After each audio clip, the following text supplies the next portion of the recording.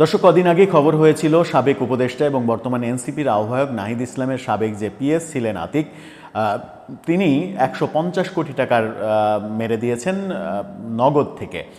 সেই ঘটনা প্রচারিত হওয়ার পরে নাহিদ ইসলাম প্রতিবাদও জানিয়েছিলেন যে এখন আমার পিএ না, যখন আমি উপদেষ্টা নই তখন তাকে আমার সঙ্গে জড়িয়ে কেন নিউজ করা হচ্ছে।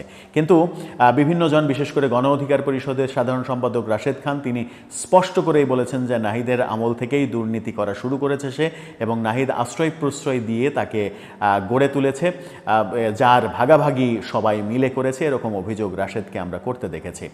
মূলত এই আতিক এখন প্রধান উপদেষ্টার যিনি আইসিটি সহকারী, আইসিটি বিষয়ক বিশেষ সহকারী ফয়েজ আহমেদ তৈয়ব, তার পিএ হিসেবে কাজ করছেন। নাহিদ ইসলামের পরে তিনি তৈয়বের পিএ হিসেবে কাজ শুরু করেছেন। কিন্তু একটা সময় নাহিদ ইসলামের পিএ হিসেবে কাজ করছিলেন। বলা হয় যে নাহিদ ইসলাম যখন মন্ত্রণালয়ের দায়িত্ব ছিলেন তখন নাকি নগদের ব্যাপারটা মন্ত্রণালয় দেখতো না, অন্য কেউ দেখতো, এরকমভাবেও নাহিদ ইসলামের পক্ষে বলা হয়েছে। সেই পিএ নগদে তার স্ত্রীকে উচ্চ পদে চাকরি দিয়েছেন। এবার নগদে দুদক চালালো অভিযোগ, দুদকে আতিক এবং তার স্ত্রীকে ডাকা হলো এবং এই ব্যাপারে দ্রুত পদক্ষেপ নেওয়ার একটা তোড়জোড়ও মনে হচ্ছে দেখা যাচ্ছে। ফয়েজ আহমেদ তৈয়ব বলেছেন যে এই ব্যাপারে কোনো খামতি থাকলে, কোনো ঘাটতি থাকলে আমরা ব্যবস্থা নেব। কিন্তু ফয়েজ আহমেদ তৈয়বকে জানেন না যে তার পিএ হিসেবে এখন যিনি কাজ করছেন, যিনি নাহিদ ইসলামের পিএ ছিলেন, তিনি তার স্ত্রীকে নগদে চাকরি দিয়েছেন, এমনি দিয়েছেন, নগদে আরও আত্মীয় স্বজনকে চাকরি দিয়েছেন। এগুলো কি কনফ্লিক্ট অফ ইন্টারেস্ট হয় না? কনফ্লিক্ট অফ ইন্টারেস্টের ব্যাপারটা এই সরকারের বেলায় বারবার শোনা যাচ্ছে। আসিফ মাহমুদ সজীব ভুঁইয়ার ব্যাপারে শোনা গেছে, নাহিদ ইসলামের ব্যাপারে শোনা গেছে, অনেকের ব্যাপারে বারবার শোনা যাচ্ছে। ইভেন প্রধান উপদেষ্টা প্রফেসর ইউনূসের বেলাতেও শোনা গিয়েছে বারবার, এখনও যেগুলো অব্যাহত রয়েছে, যে তিনি তার যে ব্যাংক, গ্রামীণ ব্যাংকের কর্মকর্তাদের সরকারে ঢুকিয়েছেন, তিনি তার ভাইয়ের ছেলেকে সরকারে ঢুকিয়েছেন, তিনি তার ভাইয়ের প্রতিষ্ঠানকে লাইসেন্স দিয়েছেন, এরকম অনেক অভিযোগ রয়েছে। এই অভিযোগের ভিতরে নতুন খবর হচ্ছে দুদকের অভিযান শুরু হয়েছে। তাহলে দুদক কি সত্যি অভিযান চালিয়ে মূল যে ঘটনা, সেই ঘটনা বের করতে পারবে, নাকি ওপরের চাপে এটা শুধুমাত্র আইওয়াশ হয়ে থাকবে? সেই আলোচনা করার চেষ্টা করবে এই ভিডিওতে। থাকবেন পলিটিক্স টিভির নিয়মিত আয়োজনে।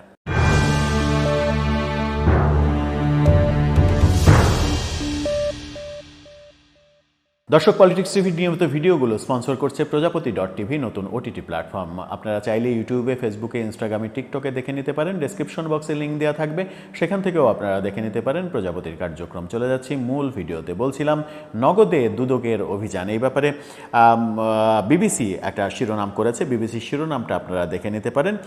সেখানেই বলা হয়েছে যে নগর কার্যালয়ে অভিযান, আতিক ও তার স্ত্রীকে ডাকা হয়েছে দুদকে।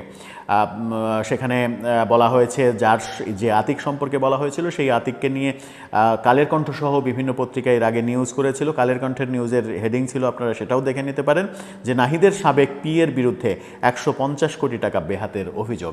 যে অভিযোগের ভিত্তিতে দুদক নগর ভবনে অভিযান চালালো। মোবাইল ফিনান্সিয়াল সার্ভিস নগদে অনিয়মের অভিযোগে প্রতিষ্ঠানটির বনানী কার্যালয়ে অভিযান চালিয়েছে দুর্নীতি দমন কমিশন। নগর ভবনে না, বনানী কার্যালয়ে অভিযান চালানো হয়েছে। নগর ভবনে অফিস করেন এই আতিক। সেখানে বলা হয়েছে নগদে নিয়োগ প্রক্রিয়ায় অনিয়ম এবং ১৫০ কোটি টাকা আত্মসাতের অভিযোগের পরিপ্রেক্ষিতে প্রতিষ্ঠানটির বনানীর প্রধান কার্যালয়ে অভিযান চালায় দুদক। এর আগে প্রধান উপদেষ্টার ডাক ও টেলিযোগাযোগ বিষয়ক বিশেষ সহকারী ফয়েজ আহমেদ তৈয়বের ব্যক্তিগত কর্মকর্তা আতিক মোর্শেদের বিরুদ্ধে অনিয়ম ও তার স্ত্রী জাকিয়া সুলতানাকে দুদকে নিয়োগ দেওয়া নিয়ে গণমাধ্যমে খবর প্রকাশিত হয়। বিষয়টি আমলে নিয়ে দুদক অভিযানে নামে। অভিযানে পরিচালনাকালে দুদকের টিম নিয়োগ প্রক্রিয়ায় অনিয়মের প্রাথমিক সত্যতা পেয়েছে বলেও দুদক জানিয়েছে। অর্থাৎ এটা যে সত্য, সেই ব্যাপারে দুদক নিশ্চিত করেছে। নগদের কর্মকর্তারা বিবিসিকে জানিয়েছেন দুদকে আর্থিক অনিয়ম ও ও নিয়োগ প্রক্রিয়ায় অনিয়মের বিষয়ে অভিযানের সময় দুদক কর্মকর্তারা নগদের কর্মকর্তাদের কাছ থেকে বিভিন্ন তথ্য সংগ্রহ করেছে। দুদকে অভিযান পরিচালনার সময় সেখানে উপস্থিত ছিলেন না আতিক মোর্শেদ এবং তার স্ত্রী জাকিয়া সুলতানা, কেউই সেই সময় ছিলেন না। দুদক জানিয়েছে 150 কোটি টাকা আত্মসাতের অভিযোগের সত্যাসত্য যাচাইয়ে প্রয়োজনীয় রেকর্ডপত্র চাওয়া হয়েছে। রেকর্ডপত্র প্রাপ্তির পর দুদকের টিম কমিশন বরাবর বিস্তারিত প্রতিবেদন দাখিল করবে। এদিকে জিজ্ঞাসাবাদের জন্য আতিক মোর্শেদ ও তার স্ত্রীকে সোমবার অর্থাৎ আজকেই ডাকা হয়েছিল। এই ভিডিও যখন দেখছেন তখন হয়তো তার জিজ্ঞাসাবাদও শেষ হয়ে গেছে, তাকে ডাকা হয়েছিল। ডাকার পরে কি হলো সেটা যদি খুব গুরুত্বপূর্ণ ব্যাপার হয় হয়তো পরবর্তী ভিডিওতে সেটা জানানো হবে। দুদকের জনসংযোগ কর্মকর্তা এই ব্যাপারগুলো নিশ্চিত করেছে বিবিসিকে, অর্থাৎ বিবিসি নিশ্চিত করছে যে দুদকের অভিযান এবং দুদকের অভিযানে এই যে অবৈধ নিয়োগ, যে নিয়োগটাকে কনফ্লিক্ট অফ ইন্টারেস্ট বলা হচ্ছে, যে আপনি যে মন্ত্রণালয়ে চাকরি করেন সেই মন্ত্রণালয়ে আপনি আপনার স্ত্রীকে উচ্চ পদে চাকরি দিতে পারেন না এবং সেই চাকরিটাও অবৈধ প্রক্রিয়ায় দেওয়া হয়েছে, সেটা দুদক জানতে পেরেছে। এখন ব্যাপার হচ্ছে যে 150 কোটি টাকার যে দুর্নীতির ব্যাপার, সেটার খবর, বিস্তারিত খবর তারা জোগাড়ের নানা রকমের বন্দোবস্ত করছে।